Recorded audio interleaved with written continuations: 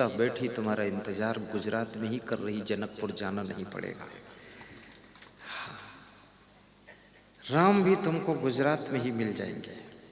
पहले तुम सीता बनो, फिर राम तुमको ढूंढते ढूंढते आएंगे। और पहले तुम राम बनो तो सीता बैठी तुम्हारा इंतजार करेगी। कोई विश्वामित्र बन करके तुमको सीता के पास पहुंचा देगा। तो सीता जी राम को रीडिंग करती और अंगूठी उतार करके अपने पति राम को दे देती है कि ये अंगूठी लीजिए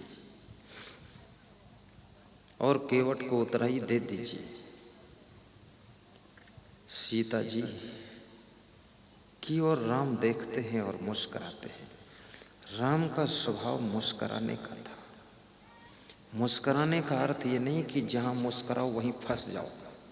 फंसते कहीं नहीं थे, मुस्कुराते थे। अगर फंसते तो सुपर्णखा में फंस जाते तो बहुत बड़ा लफड़ा हो जाता। जब अंगूठी उतार कर राम को देती है, राम सीता की ओर देखकर मुस्कुरा देते हैं। इसलिए मुस्कुरा देते हैं कि मेरे संकोच को सीता जी समझ गई और सीता जी को ये परवाह नहीं है कि मेरे बदन पर कोई सोने चांदी का आभूषण रहेगा कि नहीं रहेगा। नारी का आभूषण सोना चांदी नहीं है। नारी का आभूषण पति की प्रसन्नता है, पति का खुश होना है। इससे बड़ा आभूषण क्या हो सकता है। फिर सोना चांदी भी पहनने को मिल जाए तो बहुत अच्छी बात है। सीता जी की अंगूठी राम लेकर के केवट को देते हैं। केवट अंगूठी को देखकर व्याकुल हो जाता है। केवट क्या कहता है कि हे राम, मैं तो गंगा का मल्लाह हूं और आप भवसागर के मल्लाह हो। मजदूर कहीं मजदूरों से मजदूरी लेते हैं भैया, मजदूरी लेते हैं भैया, मजदूरी लेते हैं भैया, मजदूरी लेते हैं भैया। मल्लाह कहीं मल्लाहों से मल्लाही लेते हैं भैया, मल्लाह कहीं मल्लाहों से मल्लाही लेते हैं भैया। केवट कहता है आप भी मल्लाह हो, मैं भी मल्लाह हूं। मैंने आपको पार किया प्रभु, मैंने तुझको, तुम ही पार करे। जाना था गंगा पार प्रभु, केवट की नाव चढ़े। कभी कभी भगवान को भी भक्तों से काम पड़े।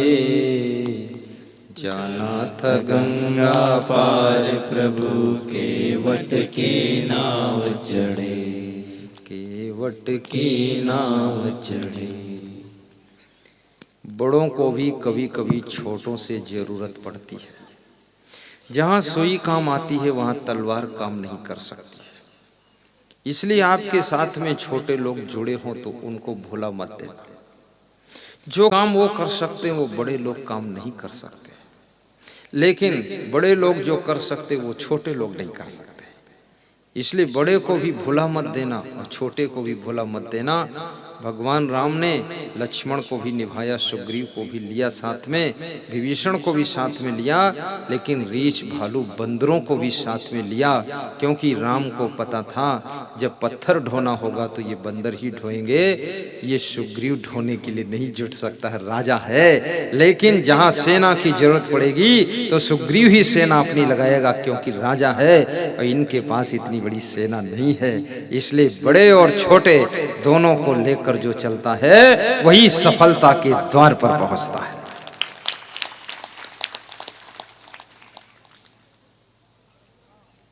थोड़ा थोड़ा राजनेताओं से भी जुड़कर रहो।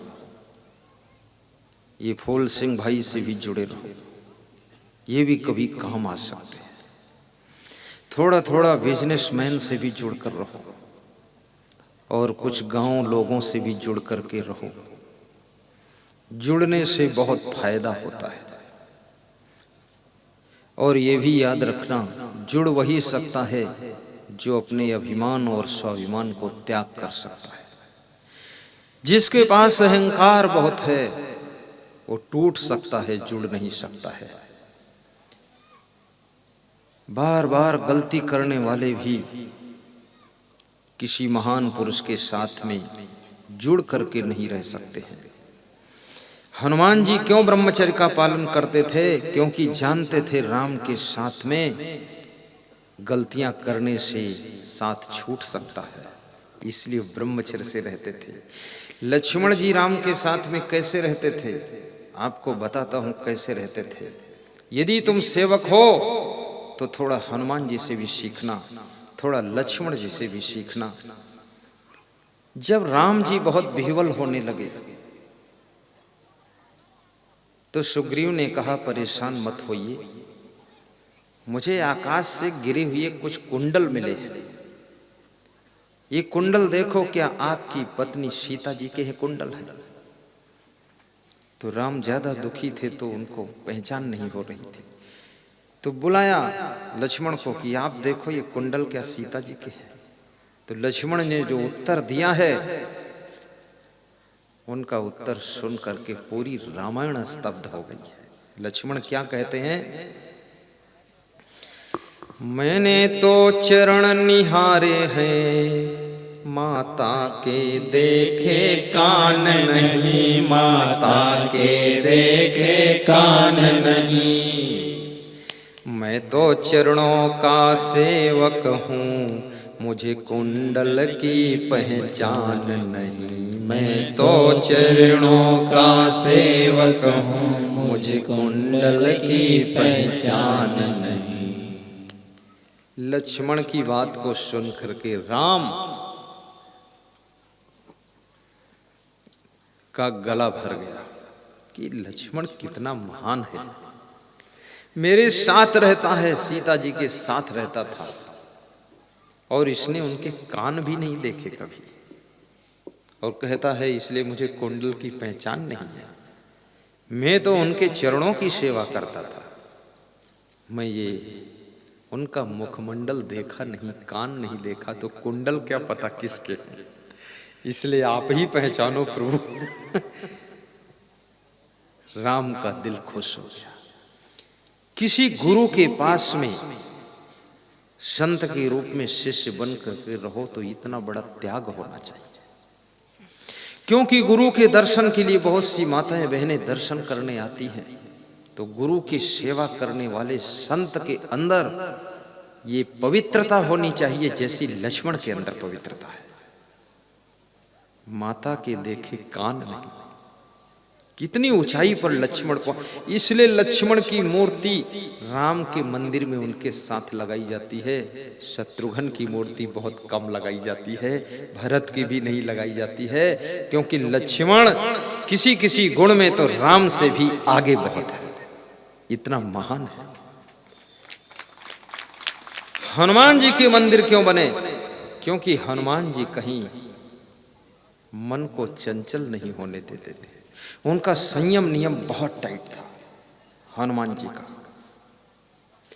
गुरु के सेवक बनो, हनुमान जी जैसा आपका त्याग तप होना चाहिए।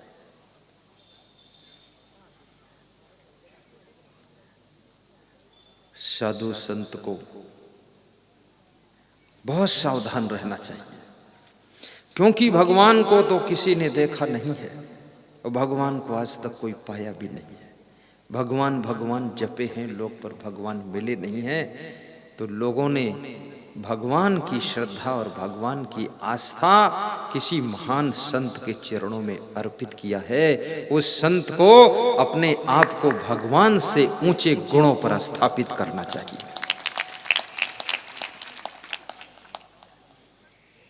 इसलिए कबीर साहब कहते हैं कि पूरा साहिब से ये सब विधि पूरा हो।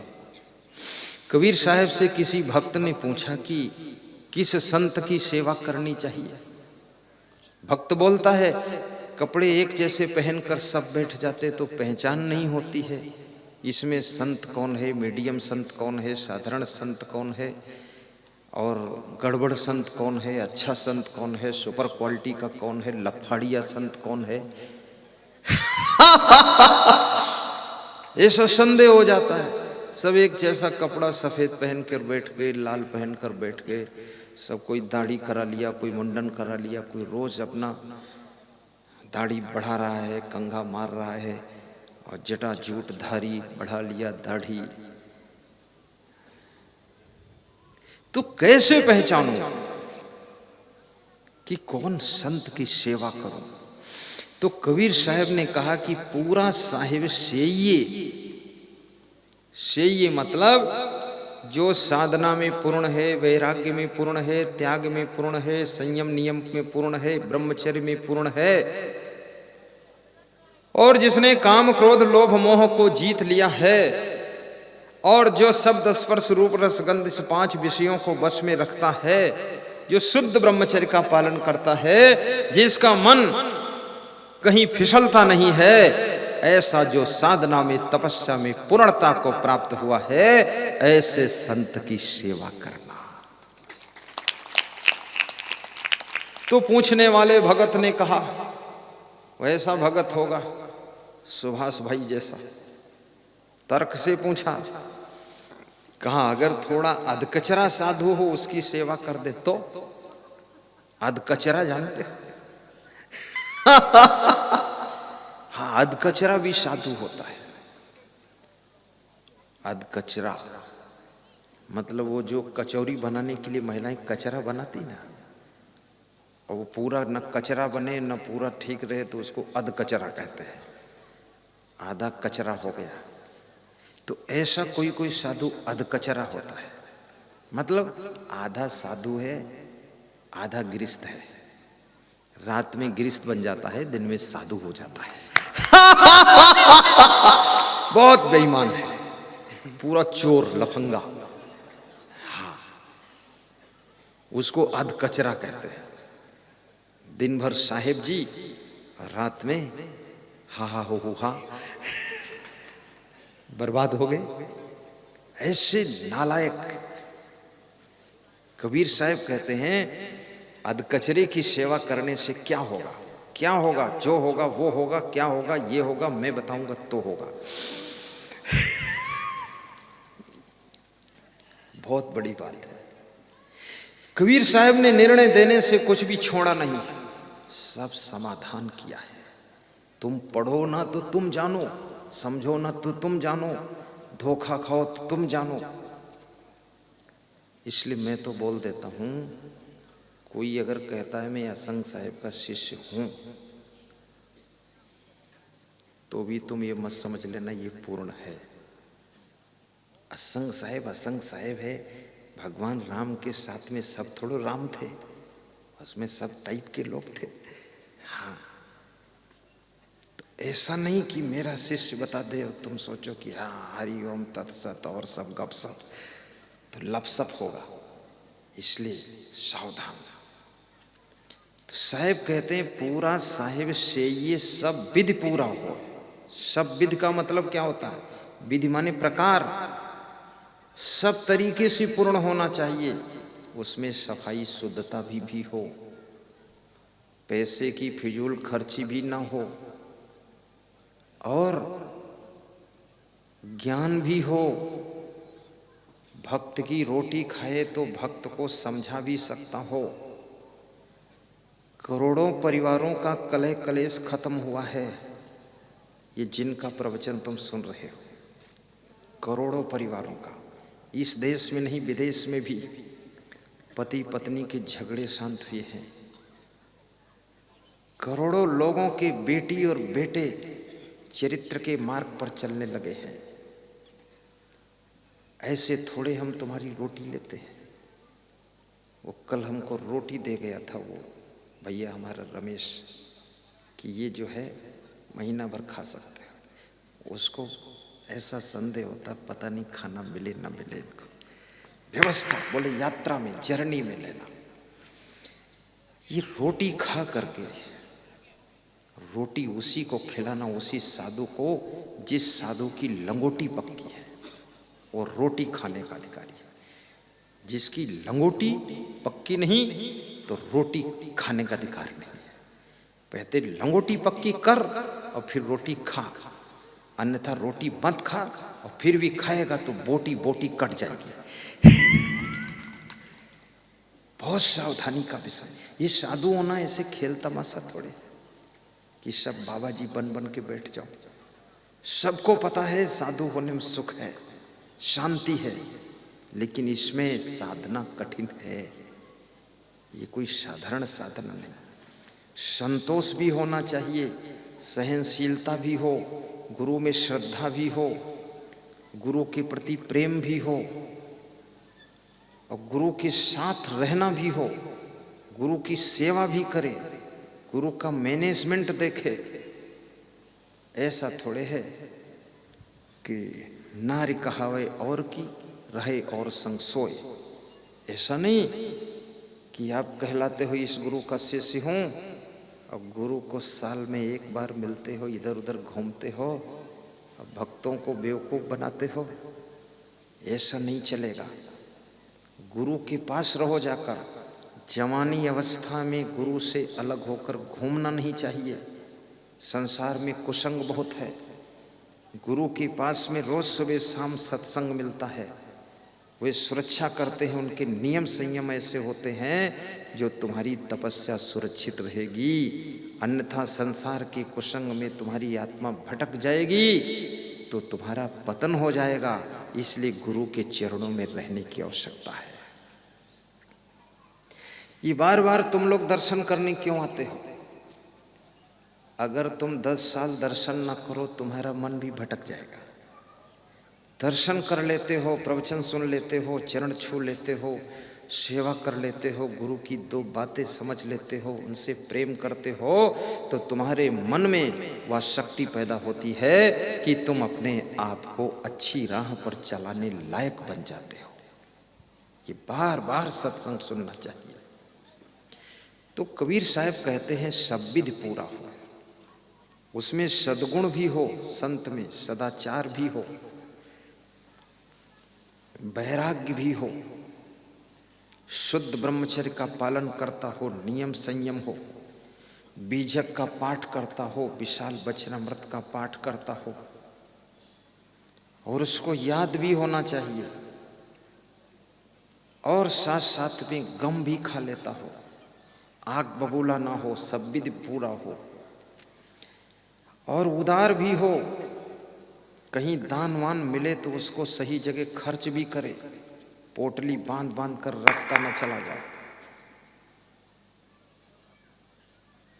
कम से कम 25-30 आश्रमों में आपका दिया हुआ दान मैंने खर्च करा के उन आश्रमों को आगे बढ़ा दिया है। जो आश्रम अपने नहीं थे, दूसरों के ही हैं, उनको भी सहयोग करना चाहिए। क्योंकि ये जो भक्त लोग हमें दान देते हैं, ये धन मेरा नहीं है, ये इसलिए देते हैं कि गुरुदेव मेरे धन को आप सही जगह खर्च कर देना तो मेरा धन पुण्य में लग जाएगा, इसलिए देते हैं।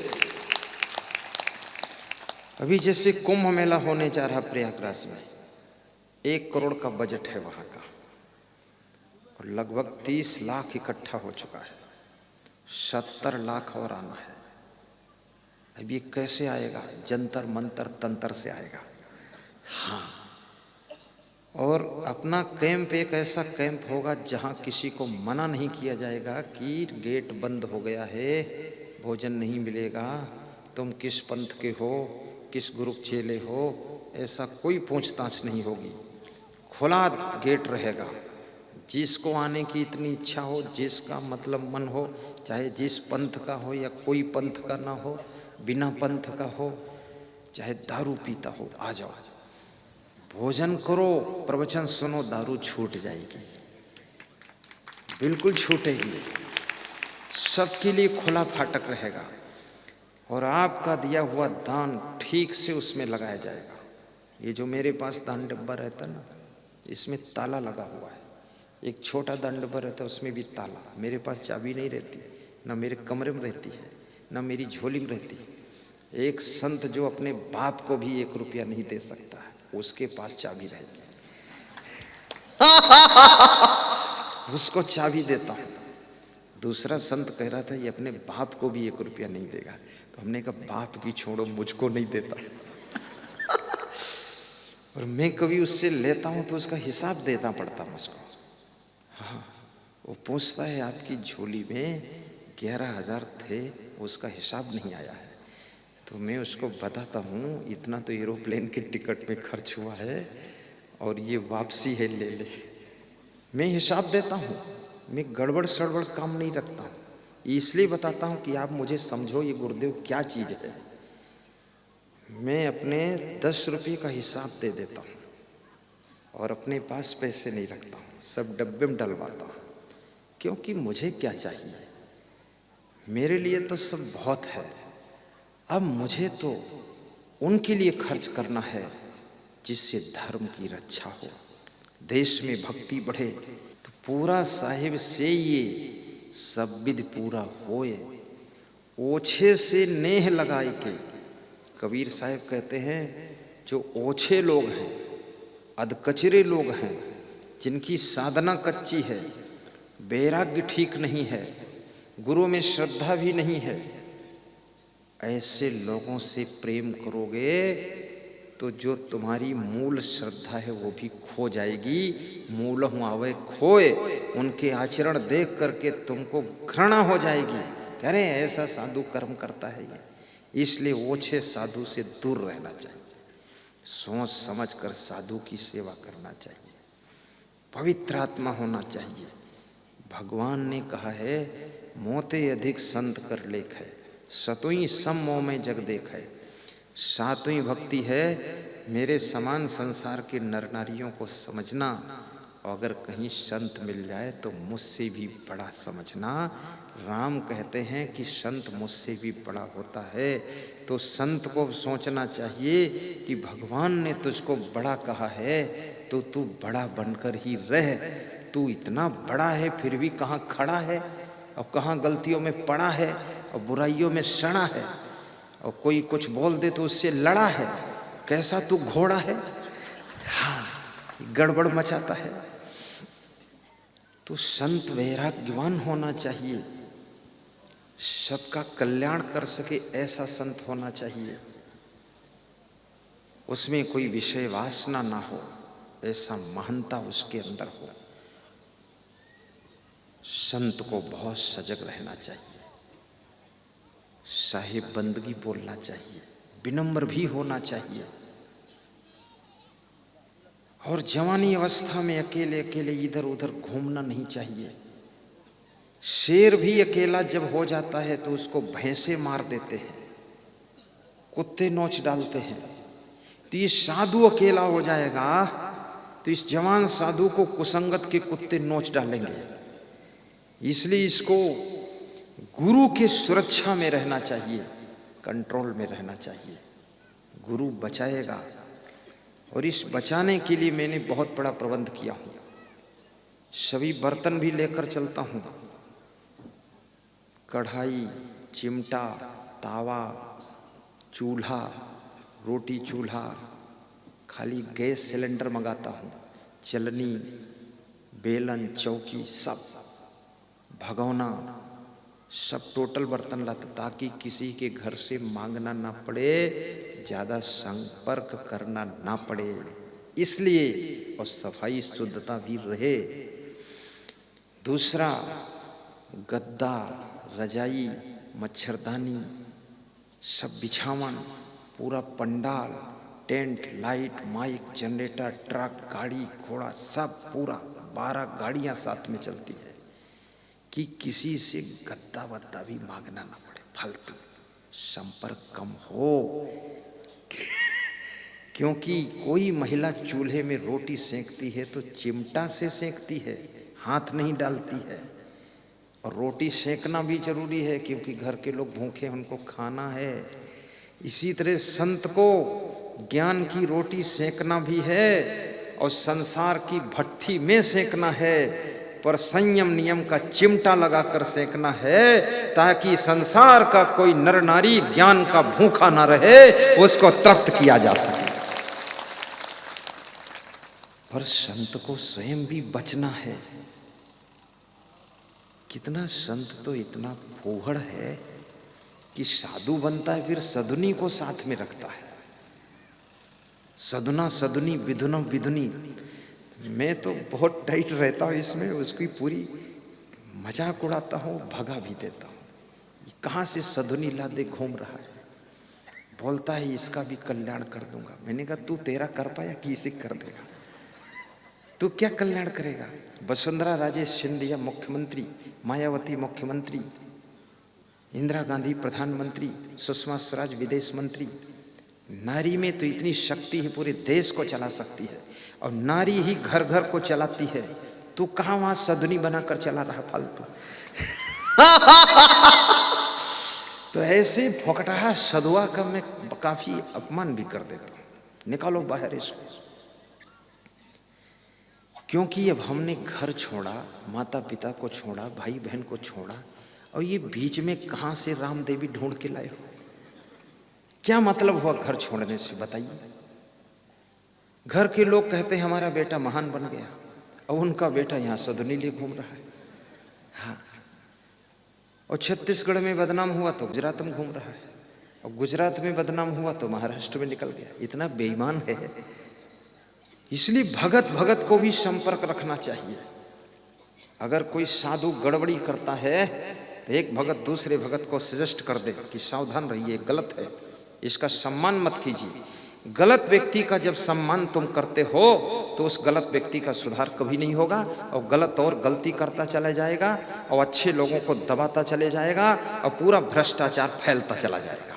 इसलिए गलत व्यक्ति का सम्मान नहीं होना चाहिए, सम्मान अच्छे व्यक्ति का ही होना चाहिए, अच्छे संत का होना चाहिए।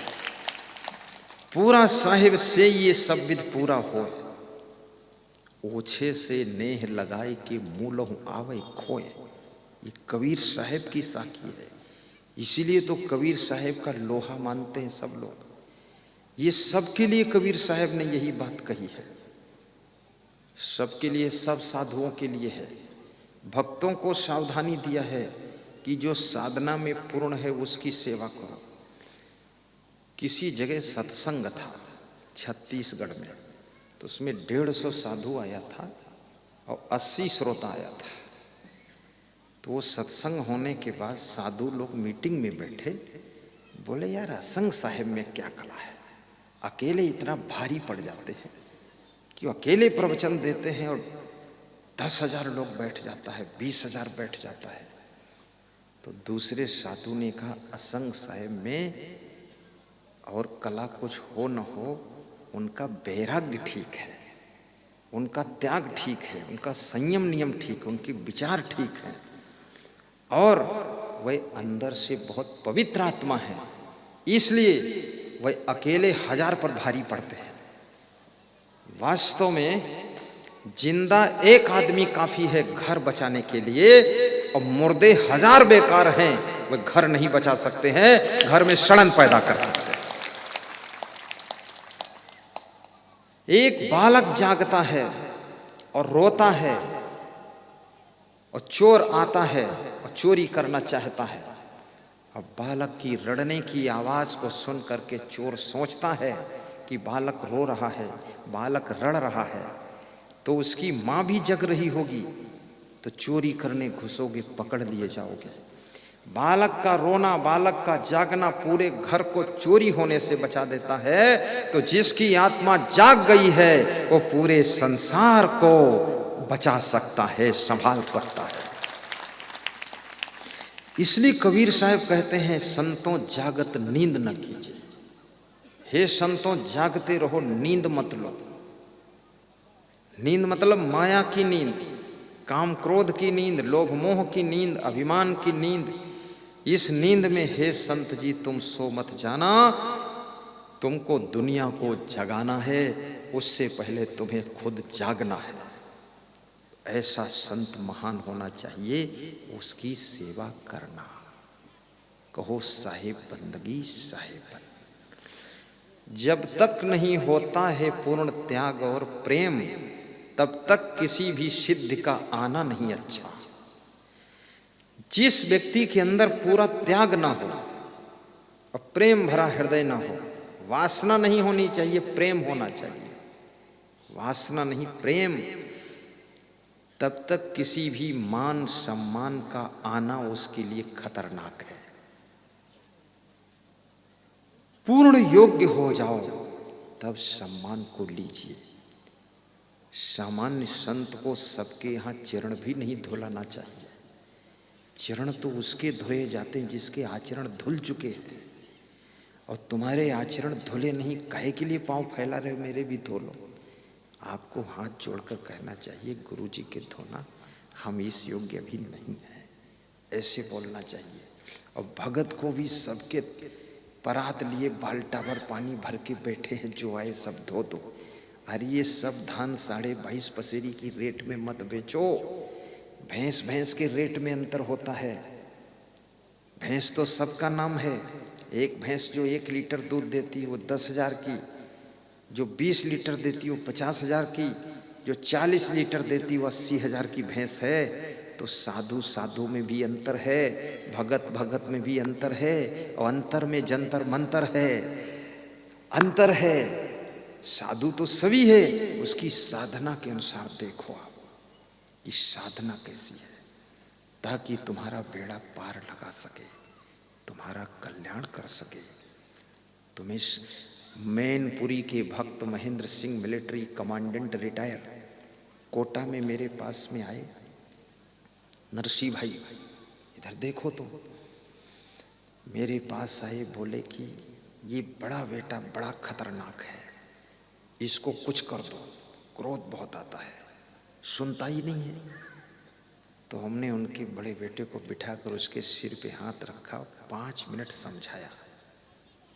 6 महीने बाद मिले, ये बड़ा बेटा मेरे से भी बड़ा अच्छा हो गया है, अब मुझे आशीर्वाद दो, मैं भी सुधरूं थोड़ा। ये सुधर गया।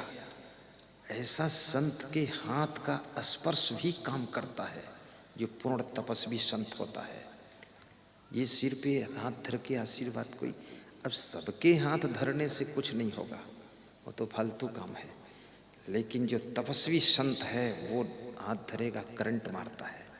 उसका चरणामृत लेने से आपका आचरण बदल जाएगा, उसका चरण छू लेने से आपका मन परिवर्तन होगा, उसके दर्शन से तुम्हारा जीवन चेंज होगा। ये साधारण चीज नहीं है, बदलाव आता है। अभी हमारे पास यही दर्शन करने कुछ लोग आए थे।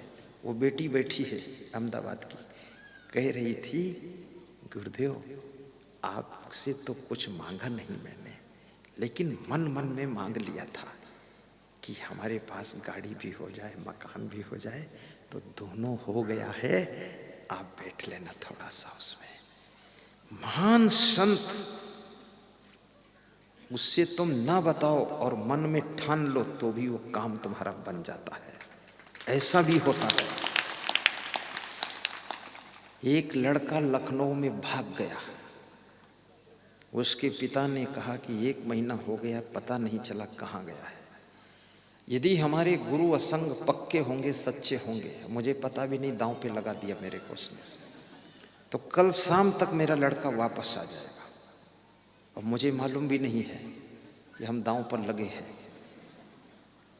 तो मेरा छोटा संत प्रवीण दास बताया कि गुरुदेव शाम को राइट 6 बजे आ गया, सूरज अस्त हो रहा था। तब से उनकी इतनी श्रद्धा हो गई, DIG पुलिस अफसर, DIG उसका बहुत बड़ा स्टेनो है, वो बहुत सेवा करता है, भगवान रूप मानता है। बोले बहुत बड़ा काम हो गया, करते हो। रायसेन जिले में शीलवानी तहसील में छत के ऊपर पधरौनी चल रही थी। 2 आदमी आए, बोले कल शाम को मेरा बाप भाग गया है।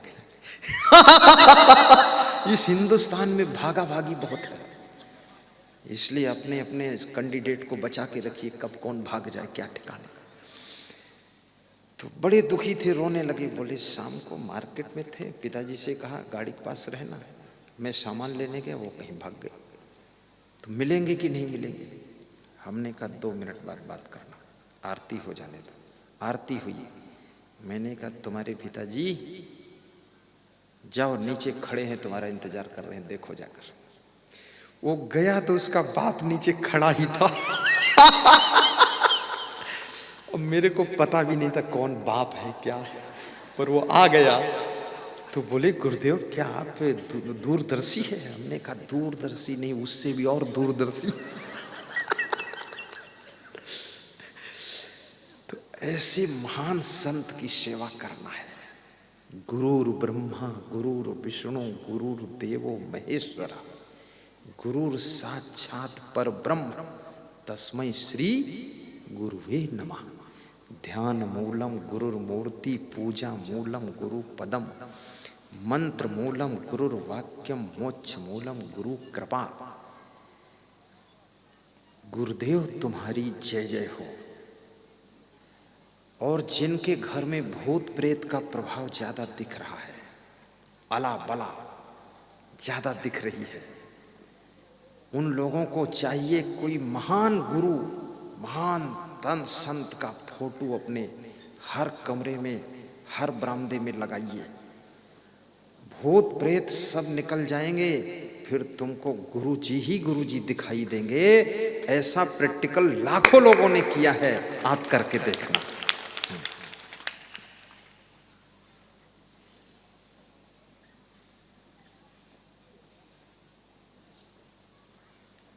तुम ही मेरे मंदिर, तुम ही मेरी पूजा, तुम ही देवता हो, तुम ही देवता। झाड़ू लगाया करो तो भी गुनगुनाया करो, बर्तन मांजा करो दुखी न हुआ करो, गीत गाते रहो बर्तन धोते रहो, कपड़े धोया करो और गीत गाया करो कि गुरु जी पुकारा करेंगे, तुम्हारी कृपा से कपड़े धोया करेंगे। ऐसा यही रात दिन हम विचारा करेंगे, गुरु जी पुकारा करेंगे और सुबह शाम झाड़ू लगाया करेंगे, प्रेम से नाश्ता बनाया करेंगे और पूरे घर की गम खाया करेंगे। गुरु जी पुकारा करेंगे और दिन रात मुस्कराया करेंगे। ऐसा गाइए। घर में कभी काम अधिक हो, लांग बांध कर जुट जाना, और जितनी अधिक जिम्मेदारियां आपकी बढ़ें, अपना सौभाग्य समझना।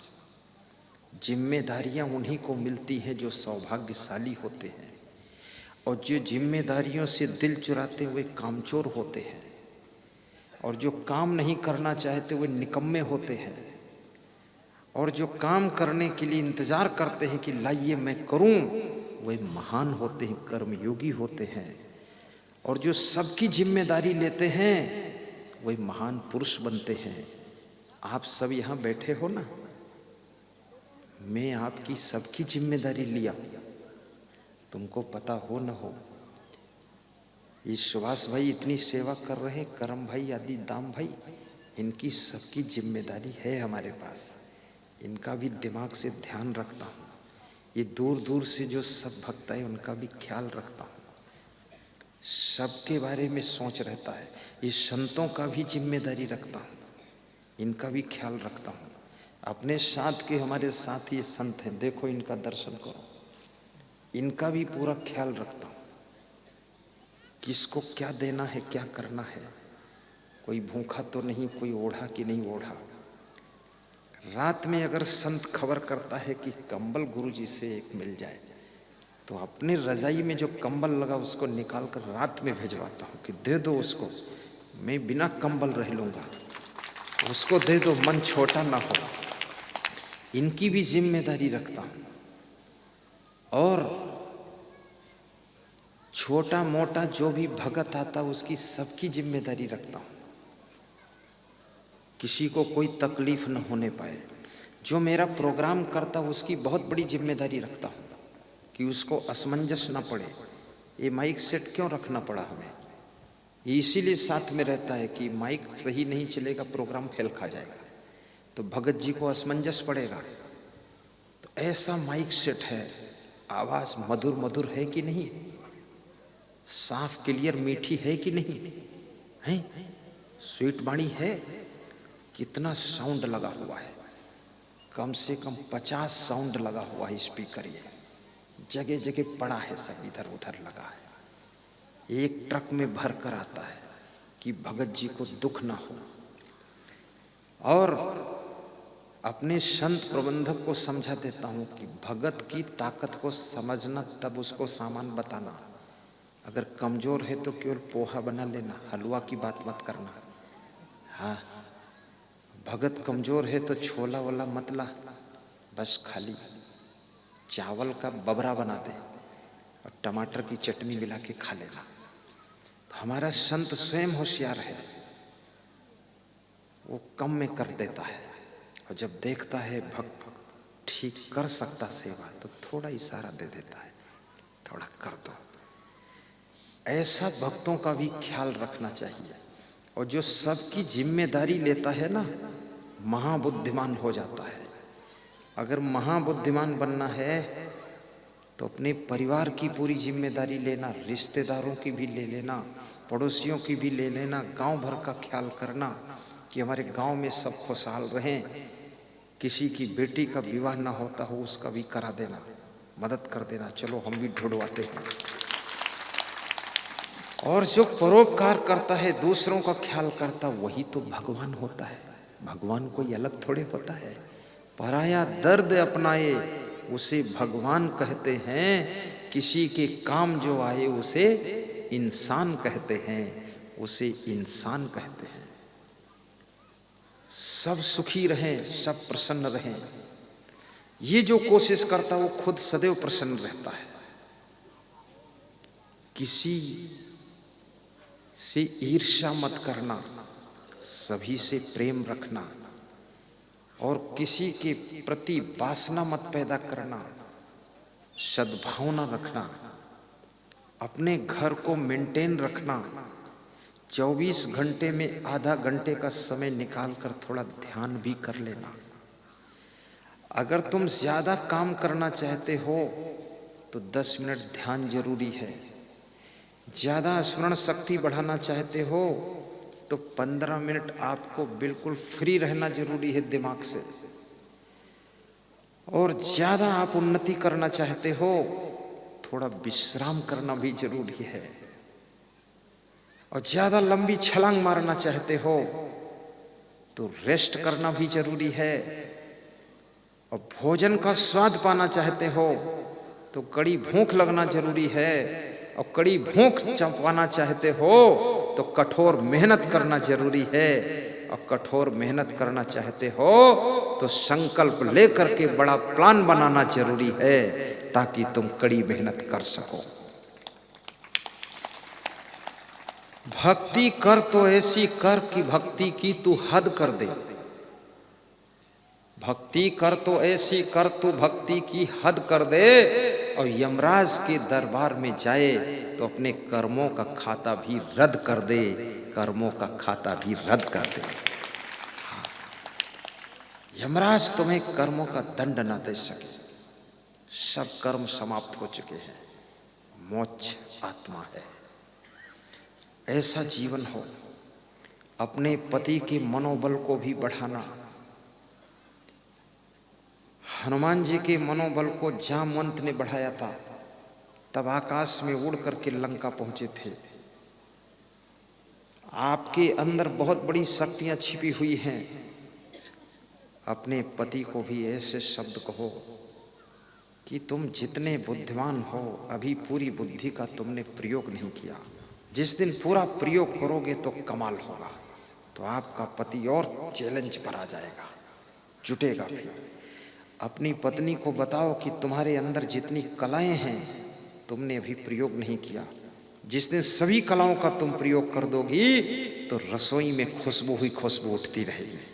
तब देखना वो 56 प्रकार का भोजन बनाएगी। प्रेम से खाओ, मुस्कुराओ, कह दो धन्यवाद। ऐसा एक दूसरे की प्रशंसा भी करना। और यदि तुम्हारी कोई कमी बताए तो उसको ध्यान से सुनना और उस कमी को दूर करना। क्योंकि अगर किसी ने बताया है कि तुम्हारी नाव में छेद है तो तुम कहो हम नहीं सुनते तुम्हारी बात, चुप रहो तुम। अरे चुप नहीं रहे नाव डूब जाएगी। वो छेद को बंद कर लो फिर नाव चालू करो। तुम्हारी नाव में छेद बताने वाले को तुम धन्यवाद दीजिए, तुम्हारी जिंदगी की कमी बताने वाले को धन्यवाद दीजिए और अपनी कमी को दूर करके और सबसे ऊंची छलांग लीजिए। अपनी कमियों को दूर करिए। क्योंकि मनुष्य पीछे क्यों रह जाता है? क्योंकि उसमें कोई कमी रहती है, त्रुटि रहती है, भूल रहती है। उसको मिटाइए और आगे बढ़िए, उन्नति का रास्ता खोलिए। एक आदमी गुब्बारा बेच रहा था। जब उसके गुब्बारा कम बिकते थे तो 2-3 गुब्बारे आकाश में उड़ा देता था। गुब्बारा बेचने वाले की उम्र 60-70 साल थी। तो बच्चे आकाश में उड़ते हुए रंग बिरंगे गुब्बारों को देखकर मचल जाते थे कि मैं भी गुब्बारा लूंगा, पापा मैं भी लूंगा। तो गुब्बारा वाले के पास में भीड़ हो जाती थी और खूब बिकते थे गुब्बारे। तो एक बालक मचल गया और अपने पिता से बोला मैं भी गुब्बारा लूंगा। वहां गया तो उसने गुब्बारा वाले का कुर्ता खींचा नीचे को। वो लंबा कुर्ता पहना था, दोनों हाथ से कुर्ता पकड़कर नीचे खींच रहा था। तो गुब्बारे वाले ने पूछा तुझे गुब्बारा लेना कि कुर्ता लेना है? कुर्ता क्यों खींच रहा है? उसने कहा गुब्बारा भी लेना है और बात भी करनी है, और तुम इतने लंबे हो, मैं छोटा हूं तो तुम देख नहीं रहे, इसलिए कुर्ता खींच रहा हूं ताकि नीचे देखो। बोले क्या बात करना तुझे? 7-8 साल का बालक है। उसने कहा मैं ये पूछ रहा हूं, ये लाल और सफेद रंग का गुब्बारा आकाश में उड़ रहा है तो क्या काले रंग का भी उड़ सकता, हरे रंग का भी उड़ सकता है? तो गुब्बारा बेचने वाले ने कहा कि गुब्बारा रंग से नहीं उड़ रहा है, गुब्बारा के भीतर हीलियम गैस भरी गई है इसलिए उड़ रहा है। तो बोले जिस रंग के गुब्बारा में हीलियम गैस भर दी जाए वो रंग का उड़ सकता? बोले सभी उड़ सकते हैं। तो उस 7 वर्ष के बालक ने कहा कि मैं आपसे यही पूछना चाहता हूं कि गुब्बारा कितने दिनों से बेच रहे हो? बोले 50 साल से बेच रहा हूं। बोले तुम्हारे बाप क्या करते थे? बोले वो भी गुब्बारा बेचते थे। बोले जब हर कलर का गुब्बारा हीलियम गैस भरने से आकाश में उड़ सकता है तो हर आदमी भी ऊंचाई पर उठ सकता है। तो 2 पीढ़ी से तुम गुब्बारा ही बेच रहे हो, कुछ और काम क्यों नहीं कर पा रहे हो? ये बात कही उस बालक ने। गुब्बारा वाले के मन में बात बैठ गई कि वास्तव में इसमें ज्यादा प्रॉफिट नहीं है गुब्बारा बेचने में। बोले तुम गुब्बारा की फैक्ट्री डाल दो, ऊंचे उठो। उस दिन से वो गुब्बारा बेचने वाला सोच में पड़ गया और 5 साल के बाद वो गुब्बारा की फैक्ट्री का मालिक बना। याद रखना, शब्दों में शक्ति होती है, शब्दों में ताकत होती है।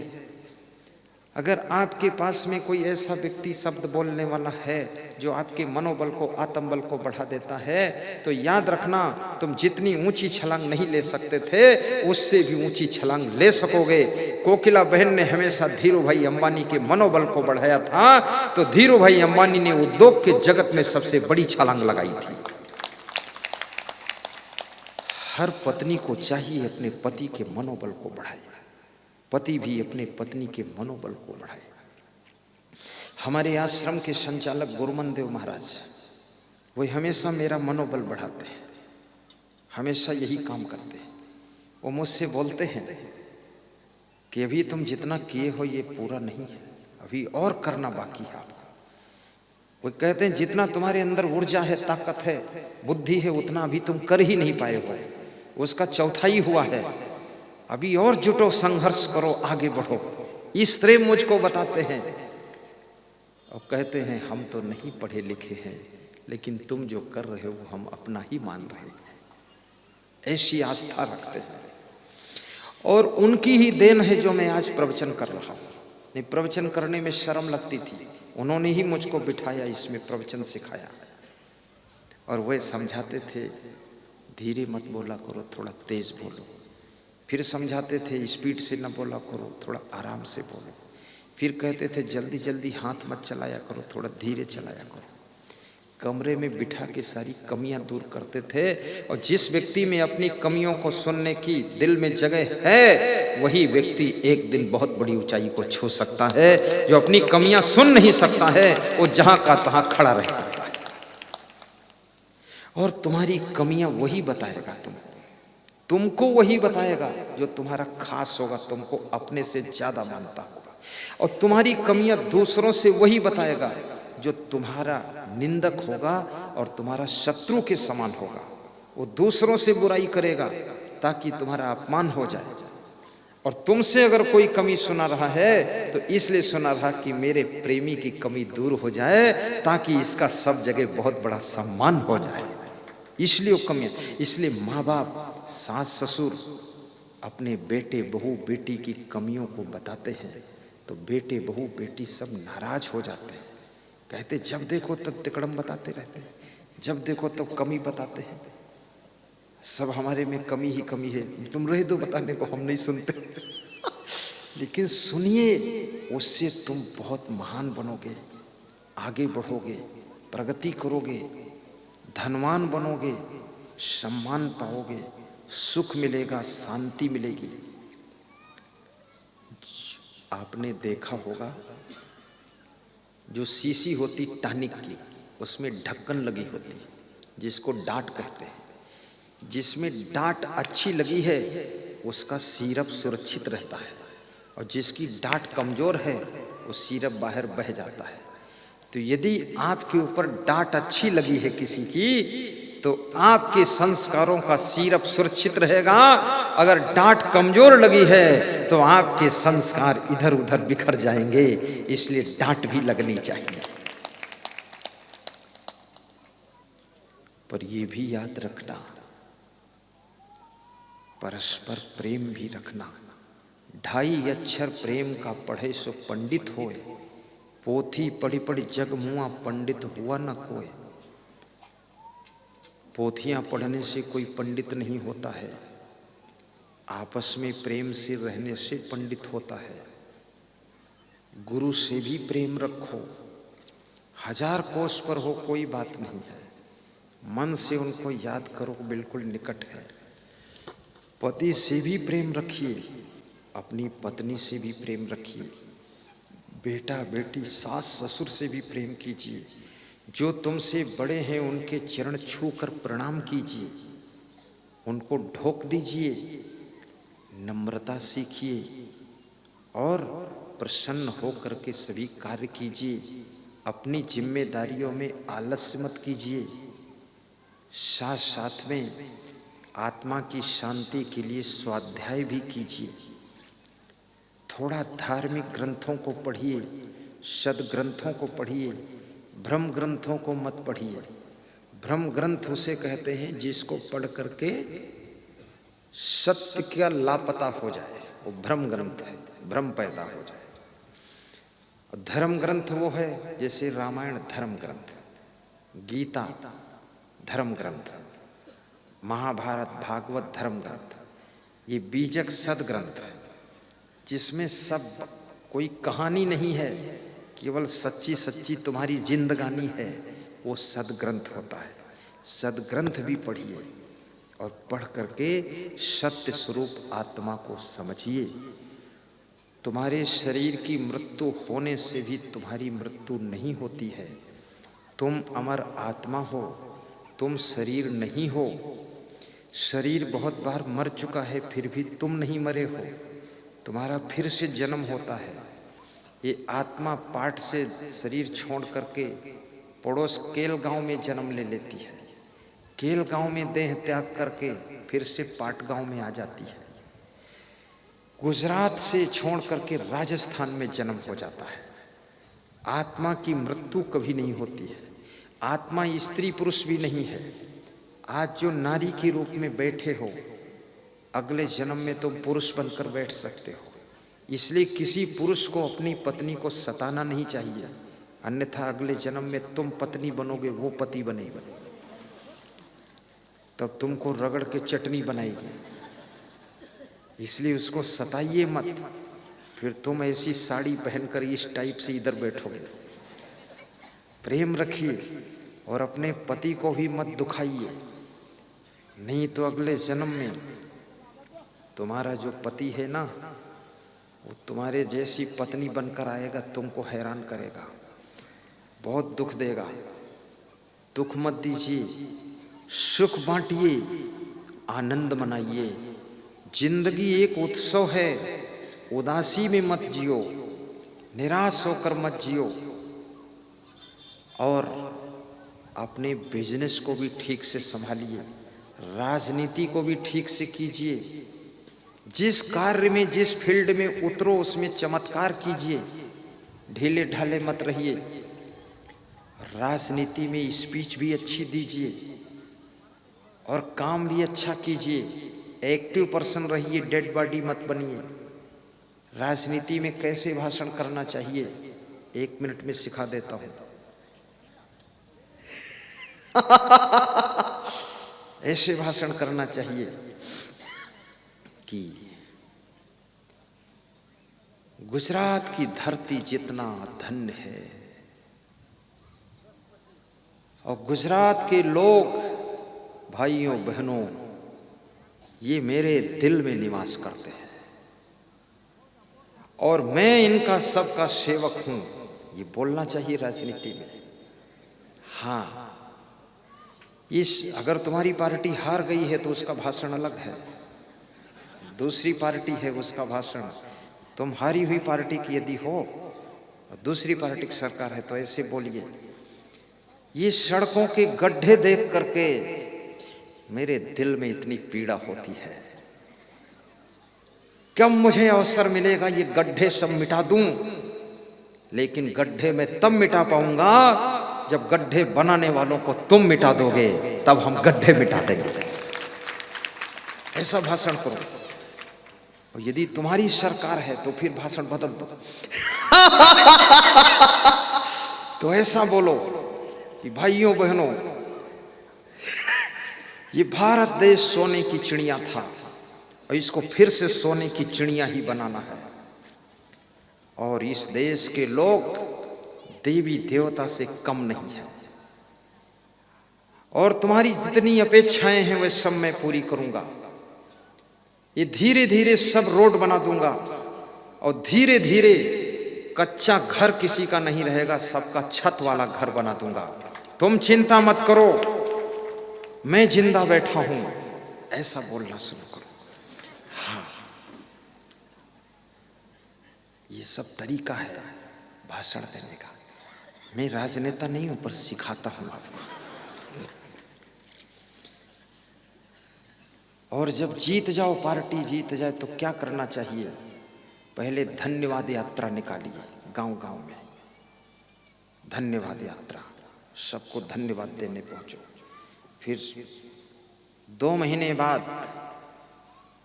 फिर समस्या समाधान यात्रा निकालिए और सबको बताइए, जनता को, जिसकी जो समस्या है पर्ची में लिखो। और जिस जिले में यात्रा पहुंचे वहां के collector, deputy collector, additional collector, SP, DYSP, additional SP, तहसीलदार, कानूनगो, पटवारी, सब साथ में रहें यात्रा में। और यात्रा में 50 गांव के बीच में एक जगह 1 घंटे यात्रा रोक दीजिए जहां बड़ी फील्ड हो।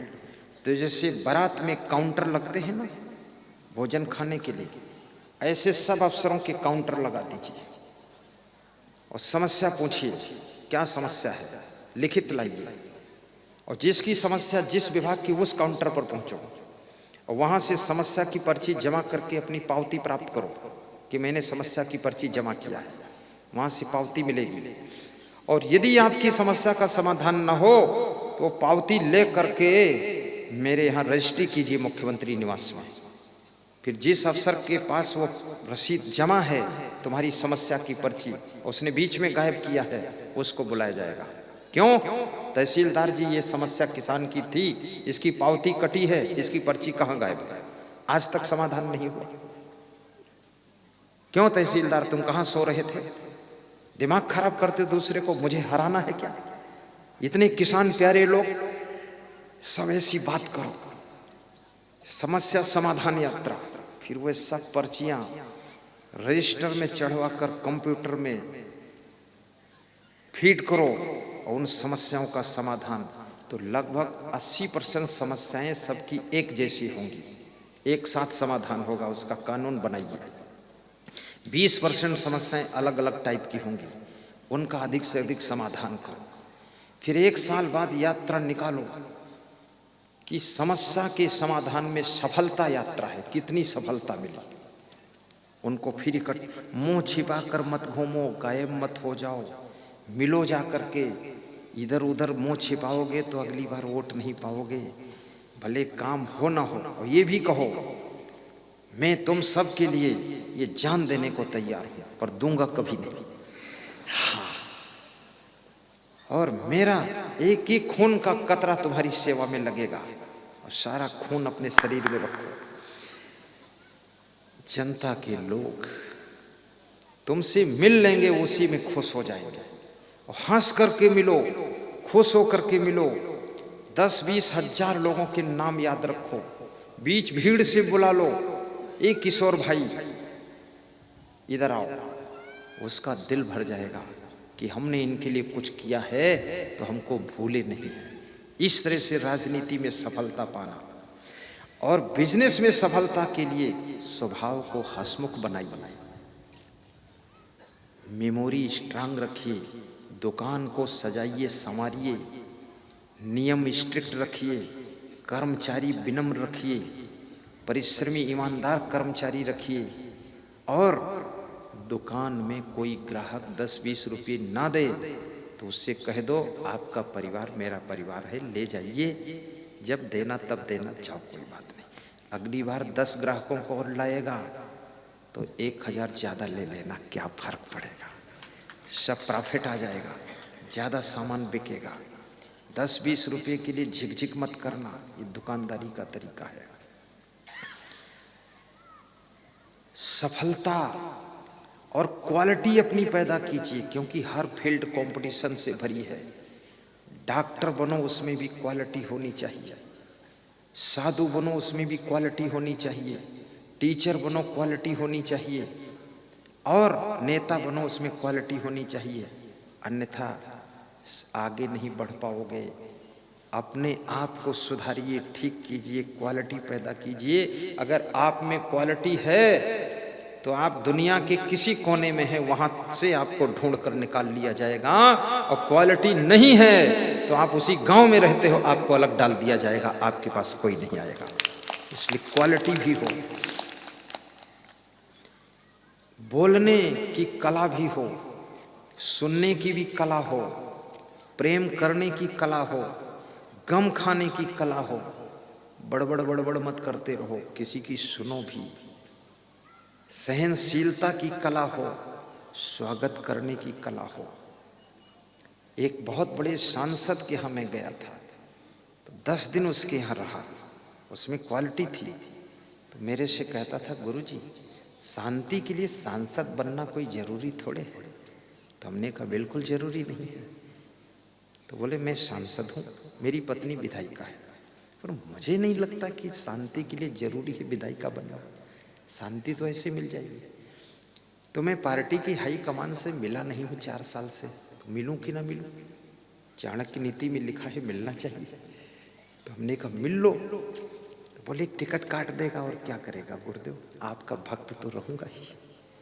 10 दिन साथ रहा, उसके घर रहा मैं। फिर बोला 10वें दिन, गुरुजी एक बात बताओ, हमारे में कहीं भी कोई कमी हो, गलती हो, उसको बताओ, सुधार करो। मैंने कहा ये कितना महान व्यक्ति, इतना बड़ा सांसद है, पत्नी विधायिका है, वो कमी पूछ रहा हमसे। ये तो बहुत कम लोग पूछते हैं अपनी कमी। तो हमने कहा कमी और कोई नहीं है, जनता के लोग मिलने आया करें तो उलझा ना करो, हा हा हा हा हंसा करो, सबसे मिल लिया करो। बोले हाँ ये थोड़ा कमी है, मैं थोड़ा उलझ जाता हूँ। हमने कहा उलझना नहीं चाहिए। बोले सब घेर लेते हैं 200 लोग हमको, अपना अपना बताते हैं, तो हमने कहा जोर से हंसा करो, ताली बजाता ये करो, ठहाका मार दिया करो और कह दिया करो पहले पानी पियो फिर काम बताओ हमें, और चुपचाप निकल कर बाथरूम में मुंह धो करके फिर आ जाया करो। बोला कि ठीक। उलझना नहीं चाहिए, लोग प्रेम से मिलने आते हैं, उनको प्रेम से मिल लो। कभी कभी हमको लोग घेरते हैं 100-200 लोग, कोई कहता कंठी माला दीजिए, कोई कहता गुरुजी हमारी सुन लीजिए, कोई कहता जल्दी है चल दीजिए, कोई बोलता हमारी गाड़ी में बैठ लीजिए, और कोई बोलता है अरे हमने ये फल दिया है इसको ले लीजिए, कोई बोलता है अभी खा लीजिए। तो मैं सबकी तरफ देखता हूँ, मुस्कुराता हंसता हूँ। संत से 5-6-7 संत रहता हमारे आसपास, वो फट से चम्मच ले आता, खट से थोड़ा खा लेता हूँ। कोई बोलता है ये पकड़ो दक्षिणा, कपड़ा लाया तुम्हारे लिए, तो संत को बोलता है इसमें लिखो कपड़ा ये राजू भाई की ओर से है, महाराष्ट्र वाले गुरु जी के लिए है, रख देना, मुझे काट के पहनाना। बोले ठीक है, सेटिंग तुरंत फटाफट, और फिर ताली मारता हूँ और हंसता हूँ, जय हो आनंद है। जब ये कहता हूँ तो सब भूल जाते हैं लोग हम क्या कहने आए हैं, और मैं निकल पड़ता हूँ। उसमें उलझोगे, मेरे पास लोग हंसने के लिए आए हैं, खुश होने के लिए आए हैं, हमारी मुस्कान देखने आए हैं, गुरु जी का प्रेम लेने आए हैं। और क्यों आए हैं? दुनिया का दुखी आत्मा गुरु के चरणों में जाता है कि गुरुदेव थोड़ा हंस देंगे तो मेरी टेंशन भी कम हो जाएगी, इसलिए आता है। इसलिए खुश रहना चाहिए। और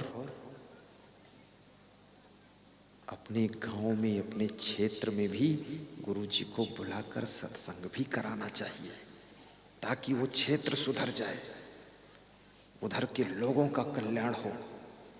एक बार कम से कम जलते हुए दीपक से बुझे दीपक का संपर्क हो जाए तो वो भी जल जाए तो और बुझे हुए दीपकों को जला देगा। अभी एक सज्जन बता रहे थे कि आपका प्रवचन भी सुनता हूं, उसके बाद उसको शेयर भी करता हूं रोज। वो राजू भाई खड़े हो, ये याद आ गया, ये महाराष्ट्र सीरपुर तालुका से हैं। ये कह रहे थे सुबह सुबह जाता हूं तो 100 लोगों को कम से कम शेयर कर देता हूं प्रवचन, और सुनता हूं तो साथ में जो वाक करते हैं हमारे साथ वो भी सुनते हैं थोड़ा थोड़ा। कहते ये क्या सुन रहे हो? तो बताता हूं असंग देव की वाणी है, तो वो भी सुनना शुरू करते हैं। प्रचारक भक्त बनो, सुनो और सुनाओ, दूसरों का भी कल्याण करो, और कभी दुखी न हुआ करो।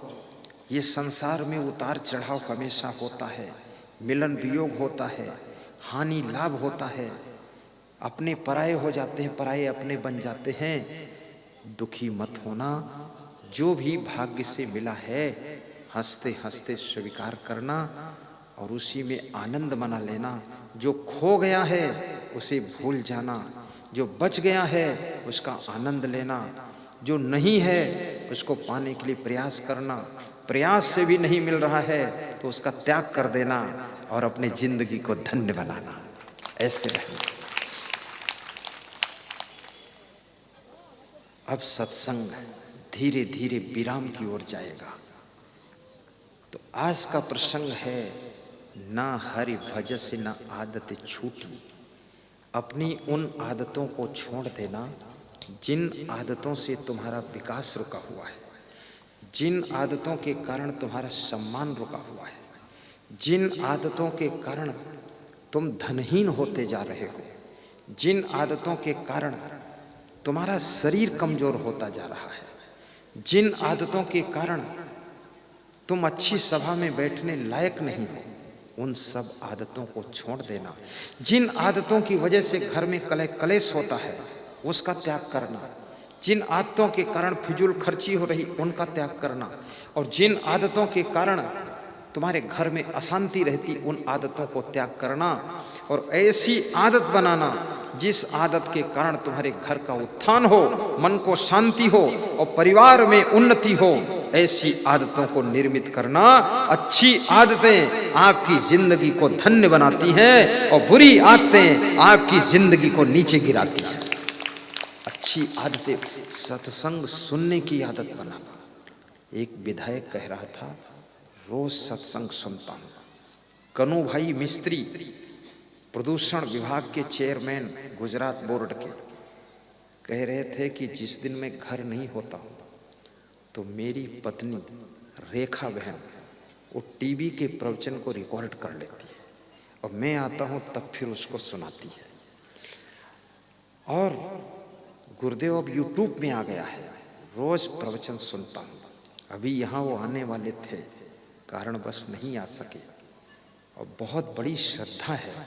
कन्नू भाई मिस्त्री अहमदाबाद गांधीनगर में रहते हैं, प्रदूषण बोर्ड के चेयरमैन थे, अभी रिटायर हुए हैं। इंग्लिश में किताबें लिखा है और बहुत बड़ी श्रद्धा है। इनके दोस्त भी हैं क्रिश भाई बस के। ऐसे रोज सुनो सत्संग, जैसे रोज भोजन जरूरी है ऐसे सत्संग भी जरूरी है। फालतू आदतें मत बनाओ, टाइम पास करने की आदत छोड़ो। बीड़ी सिगरेट गांजा चरस तंबाकू दारू खाने पीने की आदत छोड़ो। मांस मछली अंडा की आदत छोड़ो। ताश खेलने की आदत छोड़ो। गुस्सा करने की आदत छोड़ो। गुस्सा भी क्या है? चाहे जितना क्रोधी आदमी हो, क्या हर समय गुस्सा करता है? नहीं करता है, कभी कभी करता है। कब करता है? जब करता तब करता। क्यों करता है? कुछ कारण होगा करता है, लेकिन करता है। तो गुस्सा करता है तो क्या होता? उससे बहुत बड़ा नुकसान होता क्रोध से। यो ना सन्नियच्छति बेगम उत्थितम क्रोधा हर्षयो सा श्रियो भाजनम राजन यस्य आपत्स न मुह्यति। विदुर जी धृतराष्ट्र से कहते हैं, जो क्रोध को बस में कर लेता है और हर्ष को हजम कर जाता है, जो खुशियों को पी जाता है और क्रोध को भी अंदर अंदर शमन करता है, और राज्य और लक्ष्मी का अधिकारी बनता है और वो कभी आपत्ति में नहीं पड़ता है। इसलिए क्रोध को भी कंट्रोल करना चाहिए। क्रोध मामूली खतरनाक नहीं है। क्रोध में तुम गलत डिसीजन ले लोगे, सारा प्लेटफार्म तुम्हारा हिल जाएगा। क्रोध में तुम गलत कदम उठा दोगे, सारा मान सम्मान खत्म हो जाएगा। क्रोध में आकर के तुम किसी की बात नहीं मानोगे, जीरो पर पहुंच जाओगे। क्रोध में आकर के तुम काम करना बंद कर दोगे, गरीब हो जाओगे। याद रखना, क्रोध आता है तुमको बर्बाद करने के लिए, और क्रोध कंट्रोल करते हो तुम खुद को आबाद करने के लिए। और क्रोध को जब नहीं करते हो तुम किसी के ऊपर, तो क्या होता है? क्या होता है? आपकी जिंदगी सबसे पहले सुखी हो जाती है और तुम्हारा विकास शुरू हो जाता है। इसलिए गंभीर भी बनिए, सहनशील भी बनिए, और पैसे की हानि भी बर्दाश्त कीजिए, सामान की हानि भी बर्दाश्त कीजिए, गम खा लीजिए, और साथ साथ में अनुशासन भी रखिए। अनुशासन। भगवान राम 14 वर्ष का वनवास पूर्ण करके जब अयोध्या को आए तो उन्होंने पहली चौपाई सुनाया है वहां कि सोई सेवक प्रीतम मम सोई मम अनुशासन मानई जोई। हनुमान जी दंग रह गए। राम का बड़ा कड़ा अनुशासन था, छोटा मोटा अनुशासन राम का नहीं था। इतने उनके साथ बंदर थे, रीछ थे, भालू थे, जंगली लोग थे, उदंड थे, प्रचंड थे, दबंग थे, सब लोग थे, लेकिन कोई चूमू नहीं करता था, सब शांत बैठे रहते थे। ये राम का प्रेम भरा अनुशासन था, बहुत बड़ा अनुशासन था। अनुशासन विहीन व्यक्ति थोड़े भगवान बन सकता है, वो महान कहाँ बन सकता है। जिस आश्रम में अनुशासन नहीं होगा उस आश्रम के सब साधु लफंगे हो जाएंगे। जिस घर में अनुशासन नहीं होगा घर के बेटे बहू सब लफंगे हो जाएंगे। और जिस फैक्ट्री में अनुशासन नहीं होगा कर्मचारी सब चुट्टा हो जाएंगे, सब फैक्ट्री खत्म कर देंगे। और जिस व्यक्ति के पास अनुशासन नहीं होगा ये खुद ही बर्बाद हो जाएगा। इसलिए संत में भी अनुशासन होना चाहिए। अनुशासन उन्नति कराता है, अनुशासन महान बनाता है। खुद नियंत्रण में रहो। अभी एक कुकर दान दिया है मूलधर से महान श्री नरेश साहब जी ने हमारे भंडारियों के लिए। वो हमारे भंडारी साहब ने मंगाया है 20 लीटर का कुकर। तो मैंने आज सवेरे उससे पूछा तुमने क्यों मंगाया? मैं पूछता हूँ क्यों मंगाया? तो बोला कि वो छोले बनाते थे, उसमें 2 घंटे में पकते थे छोले भगोना में। तो हमने कहा इसमें? तो बोला इसमें 10 मिनट में फाइनल होगा। तो हमने कहा तो ठीक है, बहुत अच्छा है, लेकिन केयर रखना, इसको टूटने फूटने ना पाए। तो बोला ठीक है। तो फिर मैं विचार किया कि वही छोला है, वही पानी है, वही चूल्हा है, वही गैस है, बनाने वाला वही है, जगह वही है, लेकिन केवल बर्तन बदला है। भगोना में बनाता है तो 2 घंटे में छोला पकता है, और कुकर में बनाता है तो 10 मिनट में पक जाता है। तो ये बर्तन की क्या चमत्कारी है, क्या चमत्कारी है, क्यों इतना जल्दी कुकर में पकता है? उसका कारण है, रीजन है, क्या है? भगोना में स्टीम बाहर निकलती रहती है और कुकर में स्टीम कंट्रोल हो जाती है। कुकर में स्टीम कंट्रोल होती है और भगोना में स्टीम बाहर फेंकती रहती है।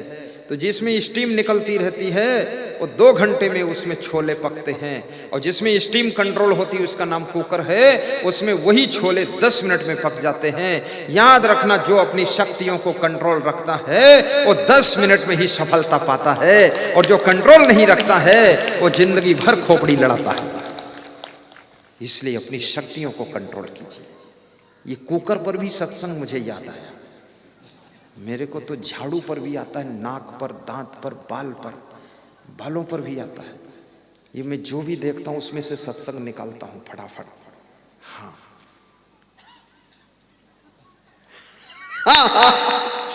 ये जो आदमी के खोपड़ी में बाल होते ना, ये पुरुष की खोपड़ी में तो खैर छोटे होते हैं, ये महिलाओं के सिर में बहुत बड़े बड़े बाल होते हैं, और सब बालों का कमाल होता है।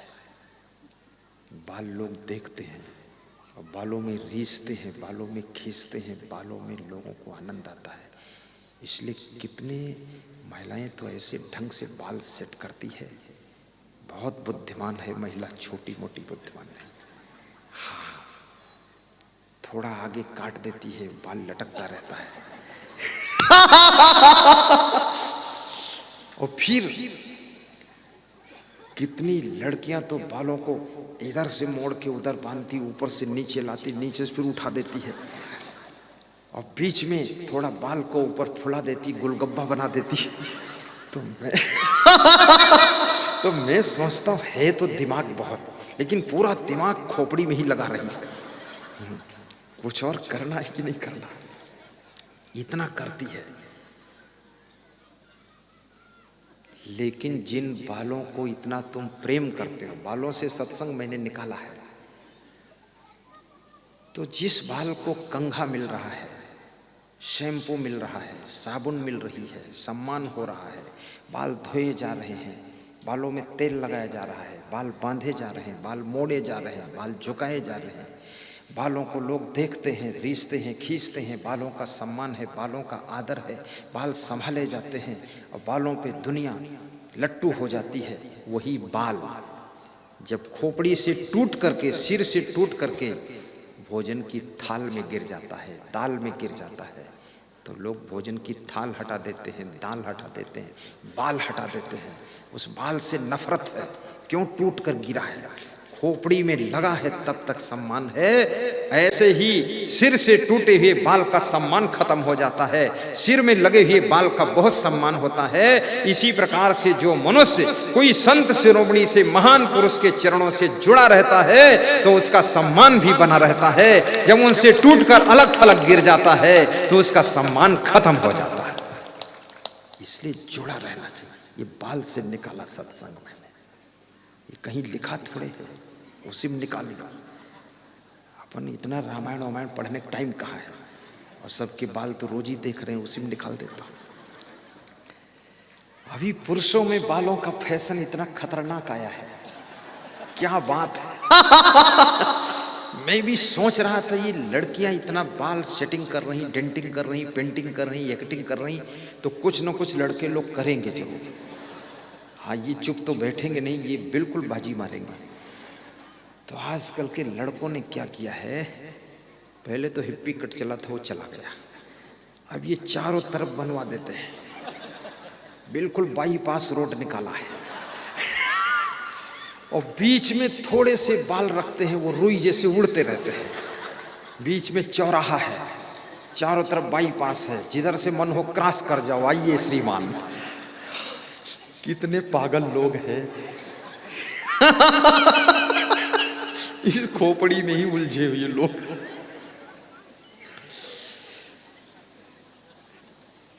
इतना दिमाग अपने घर के विकास में लगा देते तो घर भी आगे बढ़ जाता। इतना दिमाग हमारी भक्ति में लगा देते तो और एक प्रवचन कहीं हो जाता। लेकिन सारा खोपड़ी दिमाग खोपड़ी में ही लगा रहे हैं। याद रखना, आपने